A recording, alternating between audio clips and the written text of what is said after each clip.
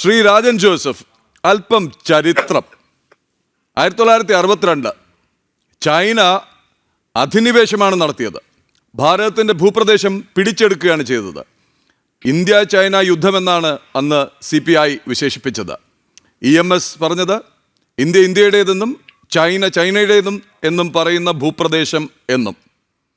അന്നത്തെ CPI, Binoy വിശ്വത്തിൻ്റെ CPI അല്ല, അന്നത്തെ അവിഭക്ത കമ്മ്യൂണിസ്റ്റ് പാർട്ടി ഓഫ് ഇന്ത്യ നെഹ്റുവിനോടൊരു വിശദീകരണം ചോദിക്കാൻ തീരുമാനിച്ചു. എന്തിനാണെന്നറിയുമോ? സൈനിക ശക്തി അത്ര സുഖകരമല്ലാത്ത അവസ്ഥയിൽ ഭാരതം അമേരിക്കയോട് സൈനിക സഹായം തേടി. അതിനെതിരെ നെഹ്റുവിനെ ശാസിക്കാൻ അന്ന് തുനിഞ്ഞു. തൊട്ടു പിന്നാലെ അജയ് ഘോഷിൻ്റെ നേതൃത്വത്തിൽ, അന്നത്തെ ജനറൽ സെക്രട്ടറിയുടെ നേതൃത്വത്തിൽ ചൈന സന്ദർശിക്കുകയും ചെയ്തു, സൗഹൃദം പുതുക്കാനായി. ശ്രീ രാജൻ ജോസഫ്, ഒരു മാറ്റവും വന്നിട്ടില്ല അല്ലേ ശക്തി ക്ഷയിച്ചിട്ടും പാർട്ടിക്ക്?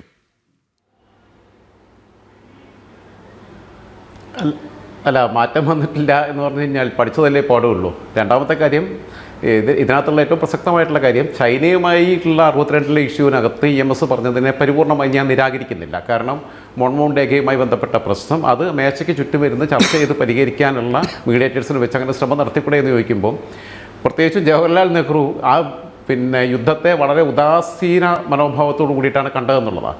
ഇപ്പം നമുക്കറിയാം, രാത്രി ഈ പെഹൽഗാമിലെ അക്രമത്തിന് തിരിച്ചടി ഉണ്ടാകുമ്പം പാതിരാത്രിയിൽ രാജ്നാഥ് സിംഗും PM തമ്മിൽ കാണുന്നു, ബാക്കിയുള്ളവരുമായിട്ട് കൂടിക്കാഴ്ചകൾ നടക്കുന്നു. പാതിരാത്രിയിൽ നമ്മുടെ ദേശീയ സുരക്ഷാ ഉപദേഷ്ടാവുമായിട്ട് അജിത് ഡോവലുമായിട്ടുള്ള ഡിസ്കഷൻസ് നടക്കുന്നത്. അതായത് ഉറക്കം ഒഴിച്ച് നമ്മളിരിക്കുന്നത് പോലെ, ഓരോ മനുഷ്യനും ഓരോ ഇന്ത്യക്കാരനും ഇരുന്നത് പോലെ ഇന്ത്യയുടെ പ്രധാനമന്ത്രിയും പ്രതിരോധ മന്ത്രിയും ദേശീയ സുരക്ഷാ ഉപദേഷ്ടാവും ഒക്കെ ഇരിക്കുന്ന രീതിയിലല്ല. ആ ഒരു ജാഗ്രതയോട് കൂടിയിട്ട് ആ യുദ്ധത്തെ കണ്ടില്ല. അതുകൊണ്ട് നമ്മൾ ആ യുദ്ധത്തിൽ പരാജയപ്പെട്ടത്. അപ്പോൾ അവിടെ EMSനെ ഞാൻ കുറ്റം പറയുന്നില്ല. പക്ഷേ EMSും ഹരികൃഷ്ണൻ സിംഗ് സുർജിത്തും ഒക്കെ ഇരുന്ന അതേ കസേരയിൽ ഞാൻ ബഹുമാനിക്കുന്ന ആദരിക്കുന്ന കമ്മ്യൂണിസ്റ്റ് നേതാക്കന്മാരാണ്. ആ കസേരയിൽ ഇരിക്കുന്നു എന്നുള്ള ഒരു തിരിച്ചറിവ് MA ബേബിക്ക് ഉണ്ടാവണം. MA ബേബി ചിരിക്കാത്ത തമാശ പറയുന്നതിൽ വിദഗ്ധരാണ്. സത്യത്തിൽ നമ്മളൊക്കെ തമാശ പറയുകയാണെങ്കിൽ അറിയാതെ ചെറു പുഞ്ചിരിയെങ്കിലും നമ്മുടെ മുഖത്ത് വരും. ഇത് അങ്ങനെയൊന്നുമില്ല. ചിരിക്കാണ്ട തമാശ പറയാൻ ഞാനെന്തോ വലിയ കാര്യമാണ് പറയുന്നത് എന്നുള്ള രീതിയിൽ പറയുമ്പോൾ MA ബേബി മനസ്സിലാക്കേണ്ടത്, ഞാൻ നേരത്തെ പറഞ്ഞതുപോലെ ഹരികൃഷ്ണൻ സിംഗ് സുർജിത്തും EMSും ഒക്കെ ഇരുന്ന കസേരയിലിരിക്കുന്ന അദ്ദേഹം സ്വയം ആ പദവിയെ ചിന്താ ജെറോമിൻ്റെയും ജേക്സി തോമസിൻ്റെയും AA റഹീമിൻ്റെയും പോലെയുള്ള ഒരു ട്രോൾ മെറ്റീരിയലാക്കി മാറ്റുന്നു എന്നാണ് എനിക്ക് അതിനെക്കുറിച്ച് പറയാനുള്ളത്. ഇപ്പോൾ ഈ വിഷയത്തിൽ മാത്രമല്ല, ഇപ്പം നിലമ്പൂർ ഉപതെരഞ്ഞെടുപ്പിൻ്റെ സമയത്താണ് നമ്മളിവിടെ ഈ ചർച്ച നടത്തിക്കൊണ്ടിരിക്കുന്നത്. നിലമ്പൂർ ഉപതെരഞ്ഞെടുപ്പിൽ ഉൾപ്പെടെ ഇവരുടെ ഈ ഉത്തരവാദിത്വ ബോധമില്ലാത്ത ചില പരാമർശങ്ങൾ, പ്രസ്താവനകൾ, ഈ വിവരക്കേടുകൾ, ബുദ്ധിപരമായ വിവരക്കേട് പറയുന്ന ഒരു വിചിത്ര വർഗ്ഗമായിട്ട് മാറിയിരിക്കുകയാണ് കമ്മ്യൂണിസ്റ്റ് പാർട്ടി ഓഫ് ഇന്ത്യ മാർക്സിൻ്റെ നേതാക്കന്മാർ. അതിപ്പോൾ M സ്വരാജ് പറഞ്ഞിട്ടുള്ള കാര്യം എന്താ? അതിർത്തിയിലെ പൂരം എന്നൊക്കെ പറയുമ്പോൾ ഞാൻ പറയട്ടെ, യുദ്ധം നമ്മൾ ആരും ആഗ്രഹിച്ചിട്ടില്ല. ആ രാത്രിയിലും ഓരോ സ്ഥലത്തും അറ്റാക്ക് നടക്കുമ്പോഴും നമ്മളൊക്കെ, ഞാനും നിങ്ങളും ഉൾപ്പെടെയുള്ളവർ, മനുഷ്യത്വമുള്ള എല്ലാ മനുഷ്യരും ആഗ്രഹിച്ചത് പാകിസ്ഥാനിലെ ഒരു നിരപരാധി പോലും കൊല ചെയ്യപ്പെടരുതെന്നാണ്. അങ്ങനെ തന്നെയാണ് നമ്മൾ അവിടുത്തെ സിവിലിയൻസ് താമസിക്കുന്ന ഒരു കേന്ദ്രങ്ങൾ നമ്മൾ ആക്രമിച്ചിട്ടില്ല.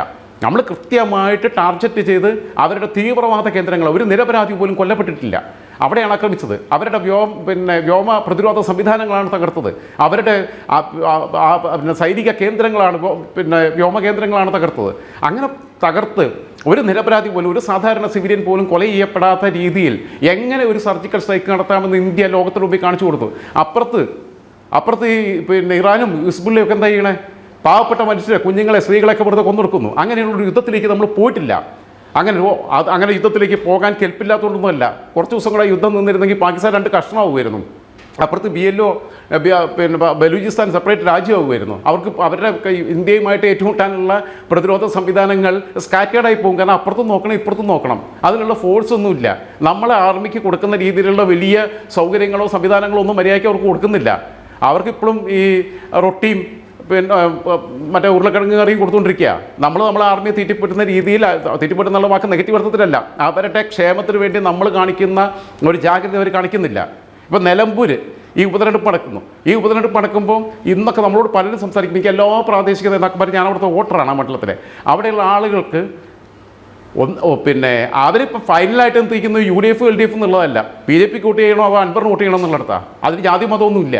കാരണം ഇത്തരം പ്രസ്താവനകൾ കാരണം അവരുടെ കാൽച്ചുവട്ടിലെ മണ്ണ് ഒലിച്ചു പോകുന്നത് അവരറിയുന്നില്ല എന്നുള്ളതാണ് സത്യം. നമ്മളും ഈ പാർട്ടിക്കകത്തൊക്കെ പ്രവർത്തിച്ചു വന്നതാണ് വളരെ ചെറിയ പ്രായത്തിൽ. ഒരു സമയത്ത് എൻ്റെ ഏരിയയിൽ ഏറ്റവും പ്രായം കുറഞ്ഞ പാർട്ടി മെമ്പറായിരുന്നു ഞാൻ. എന്നെക്കുറിച്ച് സംസാരിക്കല്ലേ പറഞ്ഞത്. നമ്മളൊക്കെ ഇതിനോട് അകന്നു പോകാനുള്ള കാരണം ഈ ഇവർ പോകുന്ന വഴി പിന്നെ എന്താണ് ഇവർ പറയുന്നത് എന്നുള്ളത് അവർക്ക് തന്നെ അറിയില്ല. ഇദ്ദേഹം കമ്മ്യൂണിസ്റ്റ് പാർട്ടി ഓഫ് ഇന്ത്യ മാർക്സിൻ്റെ അഖിലേന്ത്യാ ജനറൽ സെക്രട്ടറി ആണോ അതോ ജമാഅത്തെ ഇസ്ലാമിയുടെ സുപ്രീം മറ്റേ അമീറാണോ, സുപ്രീം കൗൺസിൽ അമീറാണോ എന്നുള്ള സംശയമാണ് വരുന്നത്. ജമാഅത്തെ ഇസ്ലാമിയിലെ വിദ്യാർത്ഥി വിഭാഗമായിട്ടുള്ള SIO കഴിഞ്ഞ ദിവസം സുഡിയോയ്ക്കെതിരെ പ്രക്ഷോഭമായിട്ട് രംഗത്ത് വരുന്നു. നിങ്ങൾ ആലോചിച്ച് നോക്കൂ. ഇവ അങ്ങനെയാണെന്നുണ്ടെങ്കിൽ ഇവർ ബാക്കിയുള്ളതെല്ലാം ബഹിഷ്കരിക്കണമെന്നേ. അല്ല ശ്രീ രാജ് ജോസഫ്, അതാണ് ഞാൻ ചോദിച്ചത്. ഇവര് എവിടെയോ കിടക്കുന്ന ഒരു കൂട്ടം ഭീകരർക്ക് വേണ്ടി രാഖി രാമാനം ഇസ്രായേലിലേക്ക് കടന്നു കയറി സ്ത്രീകളും കുട്ടികളും അടക്കമുള്ളവരെ കൊന്നു വീഴ്ത്തിയവരെ, സ്ത്രീകളെ തട്ടിക്കൊണ്ടുപോയവരെ, സ്ത്രീകളെ ബലാത്കാരം ചെയ്തവരെ തിരിച്ചടിച്ചു ഇസ്രായേൽ. അല്ല ഇസ്രായേൽ കൈയും കെട്ടി നോക്കി നിൽക്കണമായിരുന്നോ? ഇപ്പോ അതിന്റെ പേരിൽ ഇവിടെ ഇപ്പോൾ ഹമാസിനെതിരെ ഗസയിൽ നടക്കുന്ന പ്രകടനമെങ്കിലും ഇവർ കണ്ടെങ്കിൽ ഒന്ന് ഒഴിഞ്ഞു പോകൂ എന്ന് പറഞ്ഞുള്ള പ്രകടനം ജനൻ TV അടക്കമുള്ള ദേശീയ മാധ്യമങ്ങൾ കാണിച്ചു. ഒന്നൊഴിഞ്ഞു പോകൂ, ഞങ്ങൾക്ക് സ്വൈരമായി ജീവിക്കണം എന്ന് അവിടുത്തെ ജനതയെ കൊണ്ട് പറയിക്കുന്ന ഭീകരർക്ക് വേണ്ടി ഇവിടെ പ്രകടനം നടത്തുന്നവർ 26 പേരെ 1, 2, 3 എന്ന് മതം ചോദിച്ച് നെറ്റിക്ക് നിറയൊഴിച്ച് വീഴ്ത്തിയപ്പോൾ എവിടെ പോയിരുന്നു ഈ പ്രകടനം? ഈ